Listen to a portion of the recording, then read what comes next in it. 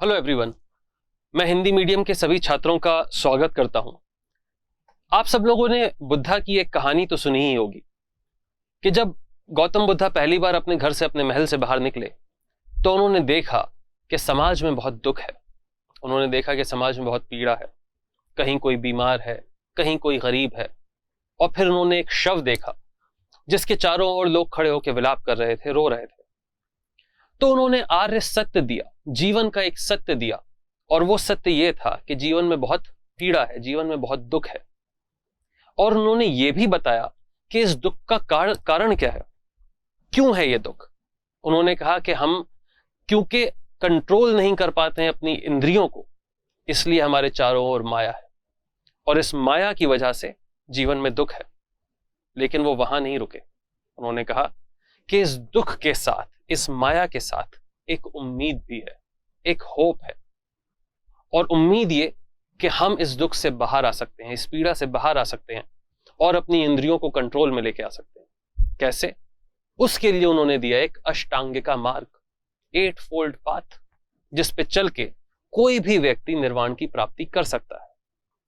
अब इस कहानी का जो मॉरल है, इस कहानी का मॉरल ये है कि हम इसी पैटर्न को, इसी प्रक्रिया को अपनी लाइफ में उतार सकते हैं, अपने जीवन में उतार सकते हैं।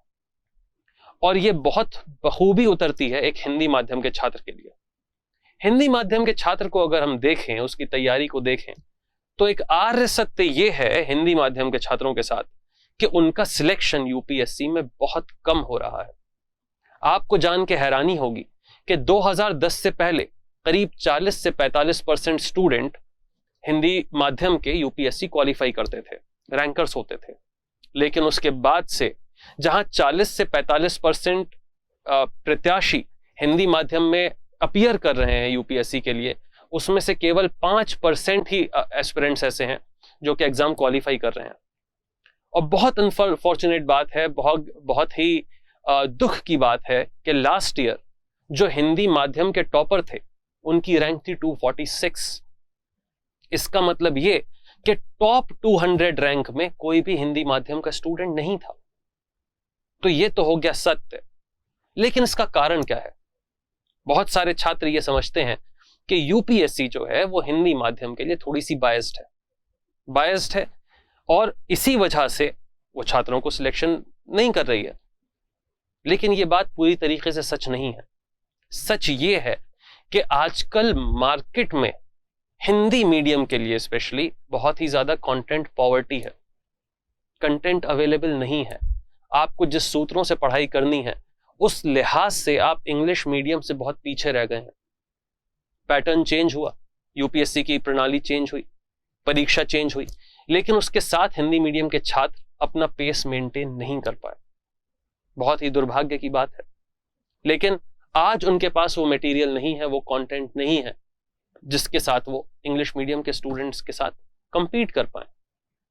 और इसी परेशानी को देखते हुए आईएएस बाबा ने ये डिसाइड किया कि जो सुविधाएं इंग्लिश मीडियम के स्टूडेंट्स के लिए हैं, उनके पास हैं, वही सुविधाएं हम हिंदी मीडियम के स्टूडेंट्स को दे सकें। और इसीलिए हमारा जो फ्लैगशिप प्रोग्राम है, इंटीग्रेटेड लर्निंग प्रोग्राम ILP, वो हमने हिंदी माध्यम के छात्रों के लिए स्टार्ट किया है, लॉन्च किया है। और क्योंकि अब इस प्रोग्राम को चलते हुए 2 साल हो गए हैं, हमको काफी सराहना मिली है, काफी हिंदी माध्यम के स्टूडेंट्स ने उसको अप्रिशिएट किया है।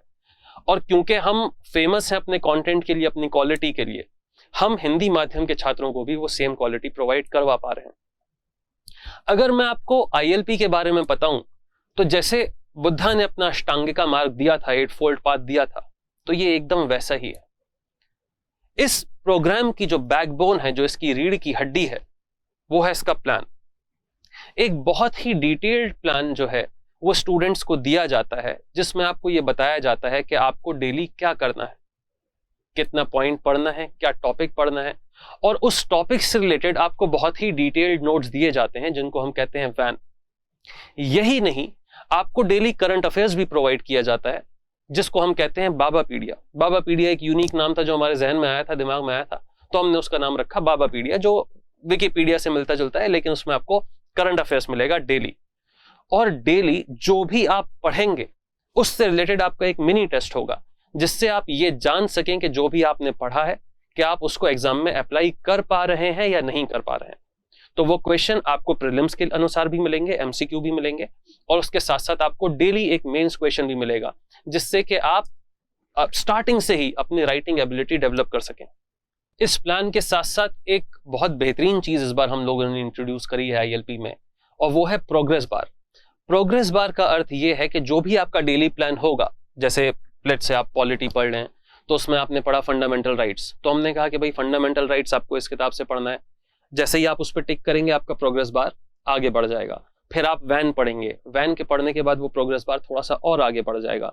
तो जो भी आपके डेली टारगेट्स होंगे उसकी अकाउंटेबिलिटी के लिए हमने प्रोग्रेस बार बनाया है, जिससे कि आपको वो थोड़ा सा एंथुजियाज्म और एनर्जी रहे कि हाँ मुझे डेली प्रोग्रेस बार अपनी कंप्लीट करनी है। जैसे ही आपकी प्रोग्रेस बार कंप्लीट होगी आप अज्यूम कर सकते हैं, खुश हो सकते हैं कि आपका डेली टारगेट कंप्लीट हो गया है। इस प्लान के बाद जो सबसे जरूरी चीज है, जो सबसे बड़ा डर है, भय है हिंदी माध्यम के छात्रों के लिए, वो है सीसेट। बहुत सारे स्टूडेंट्स ऐसे हैं जिनको सीसेट से डर लगता है, भयभीत हैं, और उनको ऐसा लगता है कि सीसेट की वजह से उनका सिलेक्शन नहीं हो रहा है। तो हमने आईएलपी में सीसेट को बहुत ज्यादा तवज्जो दी है, और आपको नॉर्मल स्टैटिक और करंट अफेयर्स क्वेश्चन के साथ साथ सीसेट के टेस्ट भी प्रोवाइड करे जाएंगे। तो अगर आप आईएलपी प्रोग्राम को देखेंगे तो इसमें आपके पूरे प्रीलिम्स और मेंस दोनों की तैयारी बखूबी होगी। आईएलपी का तीसरा और बहुत महत्वपूर्ण पिलर है मेंटरशिप। मेंटरशिप क्योंकि ये जर्नी बहुत लंबी है, रास्ता बहुत लंबा है, बहुत समय लगता है, तो इसमें ऐसा होता है कि कभी कभी स्टूडेंट्स भटक जाते हैं, उनको समझ में नहीं आता है कि क्या पढ़ें, कैसे अपनी परफॉर्मेंस को इंप्रूव करें, और इसके लिए हमने मेंटरशिप प्रोवाइड कराई है। तो जो आपके मेंटर्स हैं वो काफ़ी अनुभवी मेंटर हैं। बहुत सारे मेंटर्स वो हैं जो खुद इंटरव्यू में कई बार अपीयर हो चुके हैं और जिन्होंने अपनी तैयारी हिंदी माध्यम में करी है, तो उनको एग्जैक्टली पता है कि आप किस परेशानी से गुजर रहे हैं। इसीलिए हमने हिंदी मीडियम के लिए, आईएलपी हिंदी मीडियम के लिए एक डेडिकेटेड टीम रखी है। चौथी पिलर जो है आईएलपी की, वो है स्ट्रेटेजी वीडियोस। आप सबको हर सब्जेक्ट की प्रीलिम्स और मेंस के लिए स्ट्रेटेजी वीडियो प्रोवाइड कराई जाएंगी, जिससे कि आप अपनी एक रणनीति तैयार कर सकें और आपको पता हो कि किस सब्जेक्ट को किस तरीके से पढ़ना है।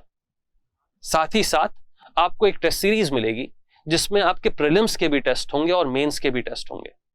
अगर हम टेस्ट की बात करें तो इन टेस्ट में ना हम सिर्फ स्टैटिक पोर्शन कवर करेंगे, बल्कि आपको सेपरेट टेस्ट मिलेंगे करंट अफेयर्स के लिए, और उसमें भी आपको करंट अफेयर्स के प्रीलिम्स टेस्ट मिलेंगे और करंट अफेयर्स के मेंस टेस्ट मिलेंगे, जिससे कि आप अपनी प्रोग्रेस देख सकें।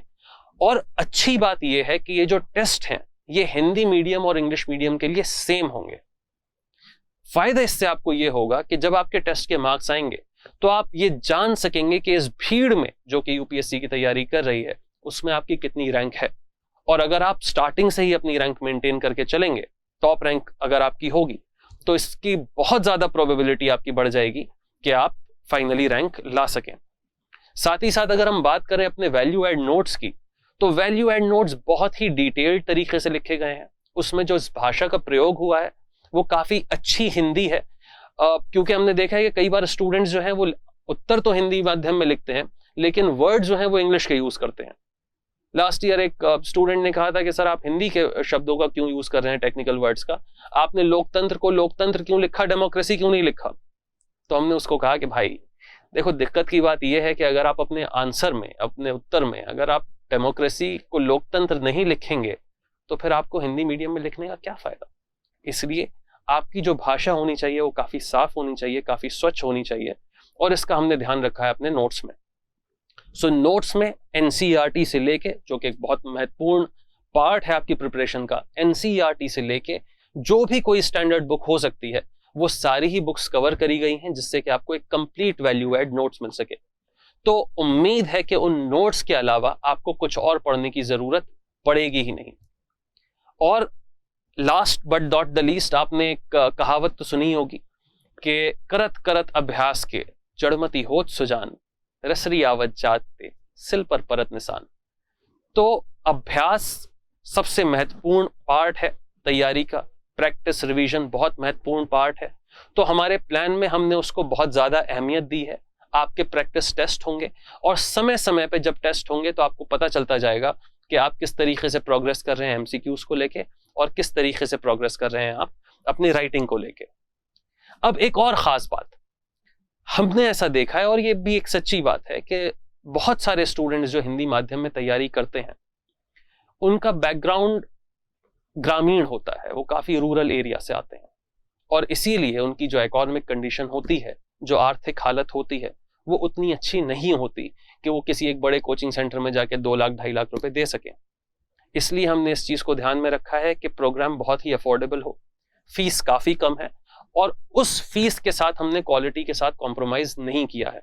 और हम ये कोशिश कर रहे हैं अभी भी कि इस फीस में भी अगर हम आपको EMI का ऑप्शन दे सकें तो 0 इंटरेस्ट EMI आपको मिल सके, जिससे कि ज़्यादा से ज़्यादा स्टूडेंट्स जो हैं इस प्रोग्राम का लाभ उठा सकें और एक बेहतरीन रैंक लेके आ सकें। हम उम्मीद करते हैं कि इस प्रोग्राम के बाद हम ज़्यादा स्टूडेंट्स को, हिंदी माध्यम के स्टूडेंट्स को टॉप 100 रैंक में, इवन टॉप 10 रैंक में देखेंगे, जिससे कि आप खुद पे गर्व कर सकें, आपके माँ बाप आप पे गर्व कर सकें, और IAS बाबा भी आप पे गर्व कर सके।